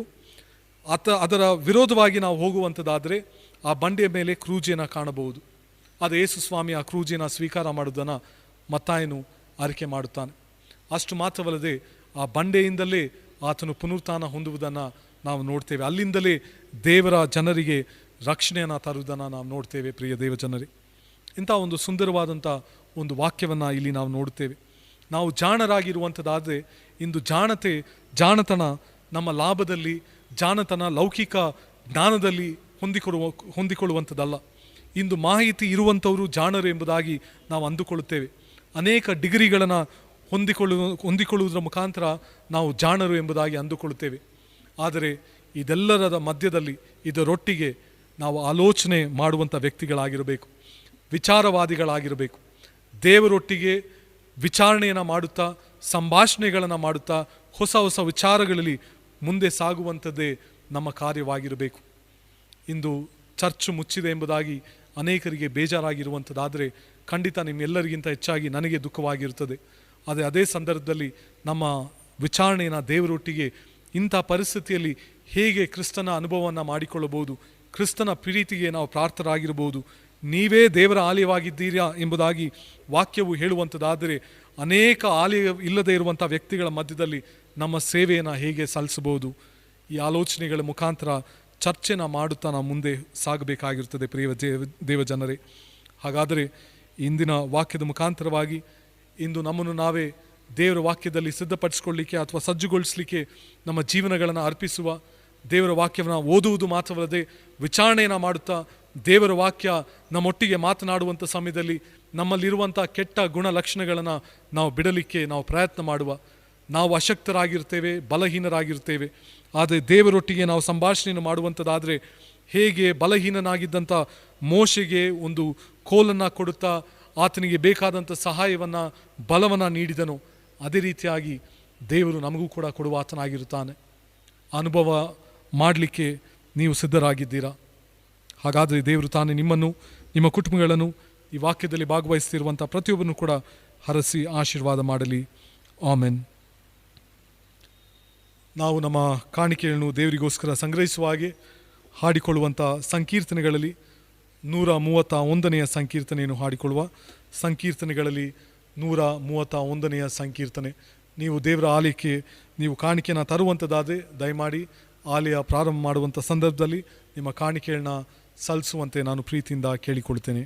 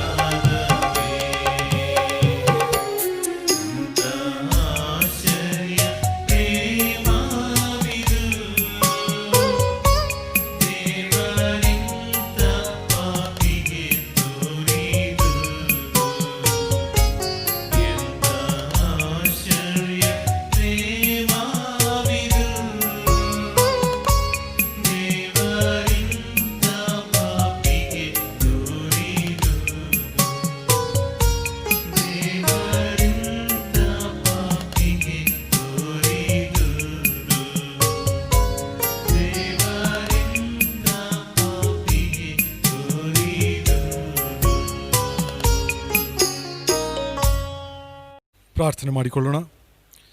ಎಲ್ಲ ಒಳ್ಳೆಯ ದಾನಗಳನ್ನು ದಯಪಾಲಿಸುವಂಥ ಯೇಸುವಿನಲ್ಲಿ ಪರಮ ತಂದೆಯೇ, ಕೊರತೆಗಳ ಮಧ್ಯದಲ್ಲಿ ಮುಂದೆ ಸಾಗಲಿಕ್ಕಾಗುವಂಥ ಸಹಾಯಗಳನ್ನು ಮಾಡಿದ್ದಕ್ಕೋಸ್ಕರ ನಾವು ನಿಮಗೆ ಸ್ತೋತ್ರವನ್ನು ಸಲ್ಲಿಸುತ್ತೇವೆ. ದಿನನಿತ್ಯವೂ ನಾವು ಮಾಡುವಂಥ ಪ್ರಾರ್ಥನೆಗೆ ಅನುಗುಣವಾಗಿ ನಮ್ಮ ಅನುದಿನದ ಆಹಾರವನ್ನು ಒದಗಿಸಿಕೊಡುತ್ತಾ ನಮಗೆ ಬೇಕಾದಂಥ ಸಂರಕ್ಷಣೆಯನ್ನು ನೀಡುತ್ತಾ ಬಂದದಕ್ಕಾಗಿ ನಾವು ನಿನಗೆ ವಂದನೆಯನ್ನು ಸಲ್ಲಿಸುತ್ತೇವೆ. ಹಾಡಿನ ಮುಖಾಂತರವಾಗಿ ಮತ್ತೊಮ್ಮೆ ನಾವು ನಿನಗೆ ಸ್ತೋತ್ರವನ್ನು ಸಲ್ಲಿಸುತ್ತೇವೆ. ಈಗ ಈ ಆರಾಧನೆಯಲ್ಲಿ ಭಾಗವಹಿಸ್ತಿರುವಂಥ ಪ್ರತಿಯೊಂದೊಂದು ವ್ಯಕ್ತಿಗಳು, ಕುಟುಂಬಗಳಿಗೋಸ್ಕರ ನಾವು ಶುಭವನ್ನು ಕೋರುತ್ತಾ ನಿನ್ನ ಆಶೀರ್ವಾದವನ್ನು ನಾವು ಬೇಡುವಂಥರಾಗಿರ್ತೇವೆ. ಒಬ್ಬೊಬ್ಬರನ್ನು ಹೆಸಸ್ಸಾಗಿ ನೀನು ಹರಸಿ ಆಶೀರ್ವಾದ ಮಾಡು. ಎಲ್ಲರ ಜೀವನ, ಎಲ್ಲರ ಮನೋಭಾವನೆಯನ್ನು ನೀನು ಬಲ್ಲಾತನಾಗಿದ್ದಿ. ಪ್ರತ್ಯೇಕವಾಗಿ ಕಳೆದ ದಿನಗಳಿಂದ ಅನೇಕ ರೀತಿಯಾದಂಥ ಸಾಮಾಜಿಕವಾದಂಥ ಹಾಗೂ ವೈದ್ಯಕೀಯವಾದಂಥ ನೋವಿನಲ್ಲಿ ನಾವು ಸಿಲುಕಿಕೊಂಡಿರುವಂಥ ಸಮಯದಲ್ಲಿ ನಮ್ಮಲ್ಲಿರುವಂಥ ಮನೋಭಾವನೆ, ನಮ್ಮ ಸಂಕಟಗಳು ನೀನು ಬಲ್ಲಾತನಾಗಿದ್ದಿ.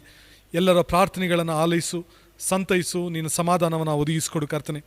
ಈ ಸಮಯದಲ್ಲಿ ವಿಶೇಷವಾಗಿ ಕೊರೋನಾ ಸೋಂಕಿನ ನಿಮಿತ್ತ ಇಡೀ ರಾಜ್ಯ, ಇಡೀ ದೇಶದಲ್ಲಿ ಹೆಚ್ಚಿನ ಸಂಖ್ಯೆಗಳು ಹೆಚ್ಚಾಗುತ್ತಿರುವಂಥ ಸಂದರ್ಭದಲ್ಲಿ ಹಲವರು ತಮ್ಮ ಪ್ರಾಣಗಳನ್ನು ಕಳೆದುಕೊಳ್ಳುವಂಥರಾಗಿರ್ತಾರೆ.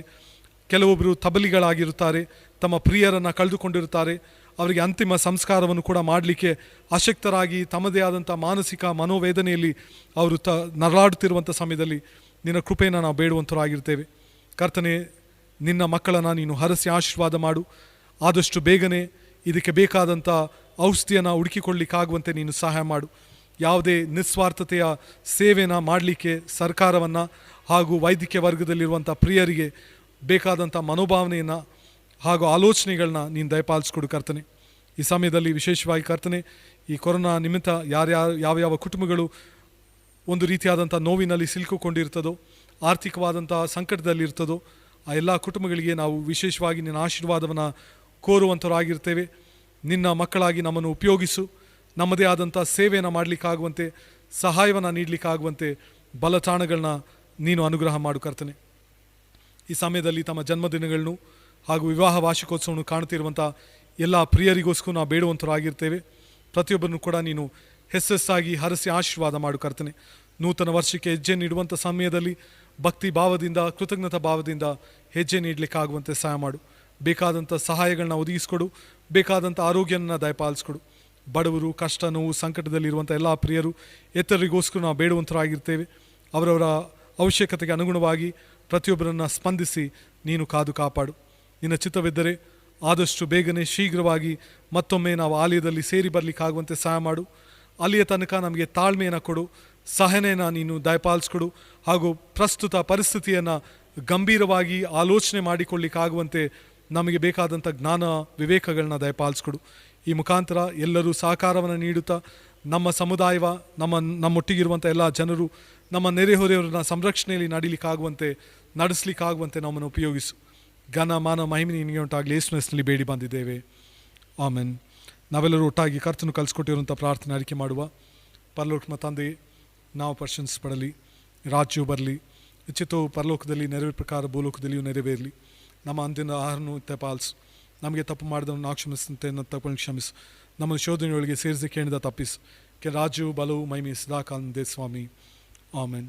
ವಿಶ್ವಾಸದಿಂದ ಕರ್ತನ ಆಶೀರ್ವಾದವನ್ನು ಹೊಂದಿಕೊಳ್ಳಿರಿ. ಸಮಾಧಾನದಲ್ಲೂ ಶಾಂತಿಯಿಂದಲೂ ಲೋಕದೊಳಗೆ ಜೀವನವನ್ನು ಮಾಡುತ್ತಾ ಯೇಸು ಸ್ವಾಮಿಯ ಮಕ್ಕಳಾಗಿ ಸದಾ ಸಜ್ಜುಗೊಳಿಸುತ್ತಾ ಮುಂದೆ ಸಾಗಿರಿ. ತಂದೆ, ಕುಮಾರ, ಪವಿತ್ರಾತ್ಮನೆಂಬ ಸರ್ವಶಕ್ತ ದೇವರ ಆಶೀರ್ವಾದ ನಿಮ್ಮೊಂದಿಗೂ, ನಿಮ್ಮ ಕುಟುಂಬದೊಂದಿಗೂ, ನೀವು ಬೆರೆಯುವಂಥ ಜನರೊಂದಿಗೂ, ಇಡೀ ಲೋಕದೊಂದಿಗೂ ಈಗಲೂ ಸದಾಕಾಲವು ಕ್ರಿಸ್ತನ ಮಹಿಮೆಗೋಸ್ಕರ ನೆಲೆಯಾಗಿರಲಿ, ಆಮೆನ್.